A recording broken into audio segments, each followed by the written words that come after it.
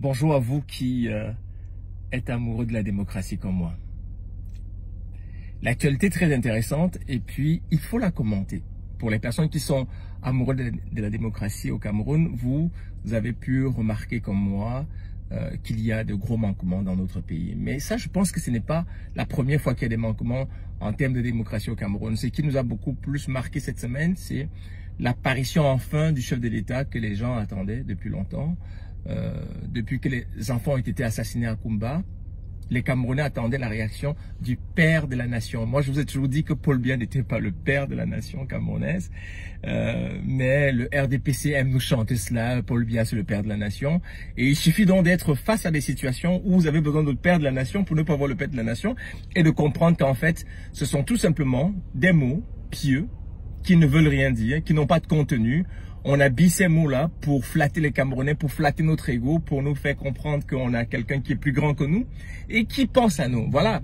Les enfants qui ont été assassinés étaient innocents, assassinés par un groupe de rebelles qui se revendiquent une partie du Cameroun et qui veulent une cession de ce pays-là.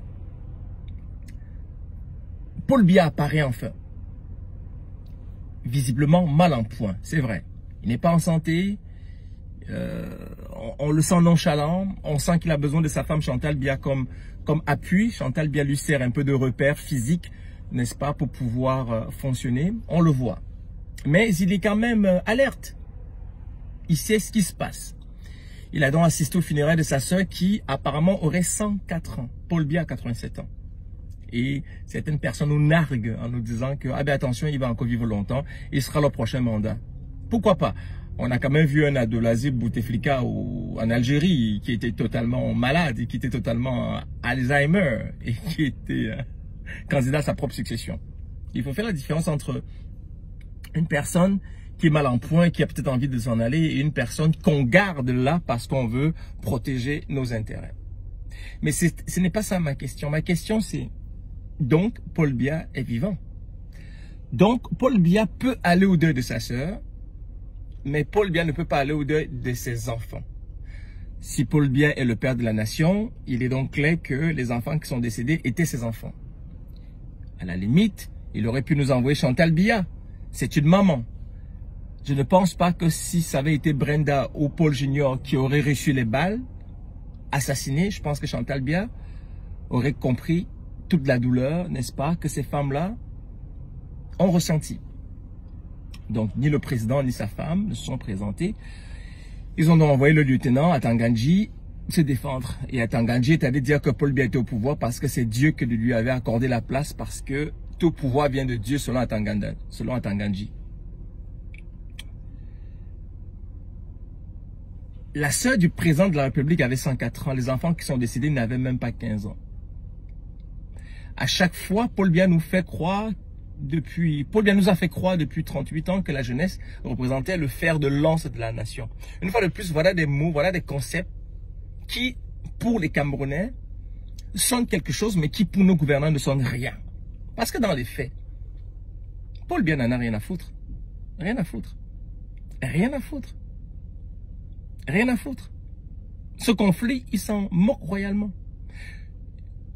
On lui a fait croire qu'il n'y avait pas de guerre au Cameroun, et qu'il y avait juste quelques rebelles, quelques délinquants qu'il fallait maîtriser. Mais alors, maîtrisez-les. Maîtrisez-les.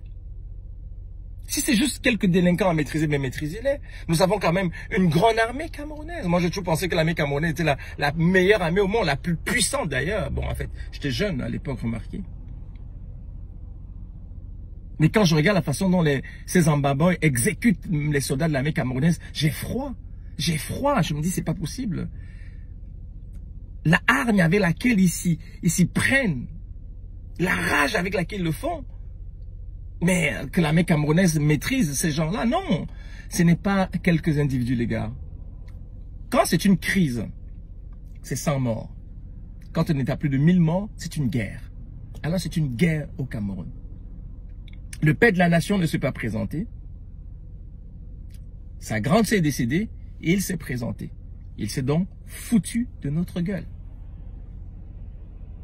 Mais royalement.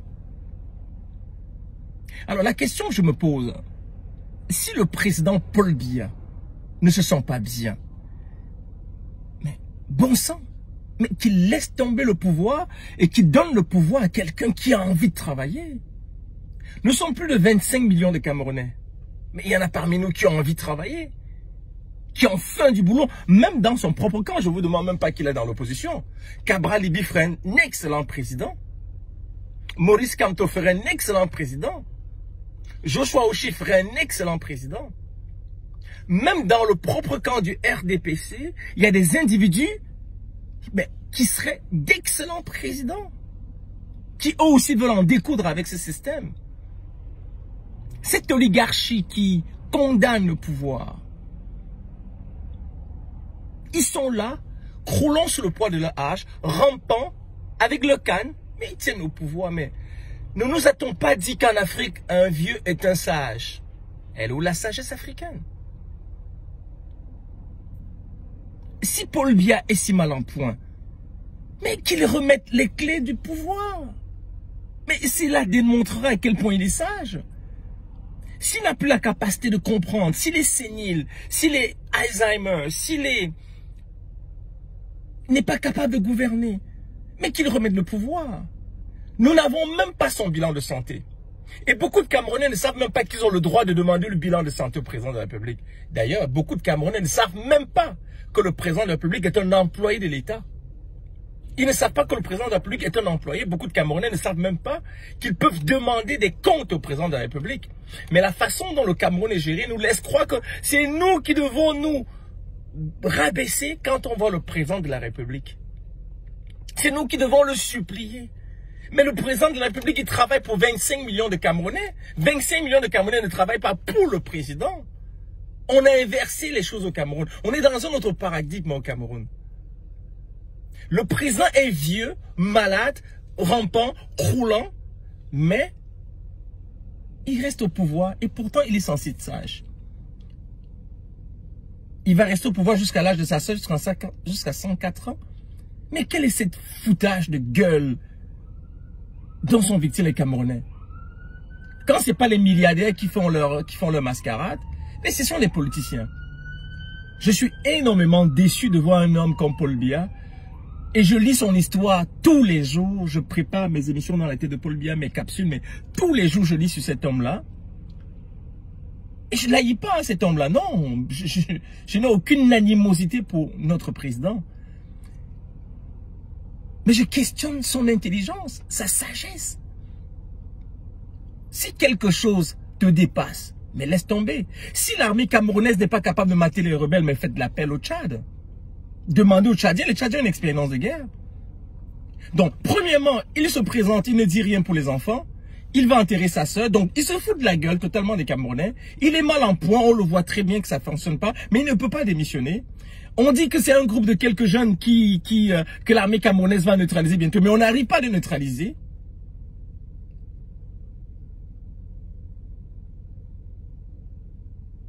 Le pays ne va pas bien. Le pays ne va pas bien. Alors quand vous êtes un amoureux de la démocratie, vous regardez le Cameroun, vous dites c'est un cas d'école. C'est un cas d'école au Cameroun. C'est un pays où tout va être à refaire. Tout va être à refaire dans ce pays. On ne pourra jamais continuer avec ce pays tel qu'il est. Voilà un énorme foutage de gueule. Après on vous dit que Paul Biya c'est le père de la nation. Paul Biya c'est le père de la nation. Voilà un père dont les enfants ont été exécutés, ont été tués. Il ne s'est pas présenté à leur funérailles. Mais sa grande sœur est décédée, il s'est présenté à la grande sœur de sa mère. Il s'est présenté au deuil de sa grande sœur. Comme quoi le Cameroun est une république familiale. Paul Biya gère le Cameroun comme il gère sa famille. Comme quoi la famille, c'est l'élément le plus important pour Paul Biya.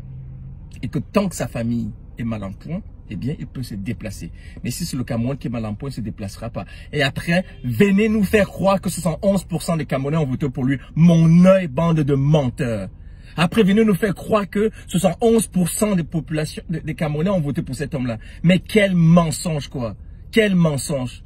Quel mensonge. Qui a voté pour cet homme-là? Pour qu'il ait 71% des voix. Mais c'est ça. Mentez-nous toujours. Un jour, notre heure viendra.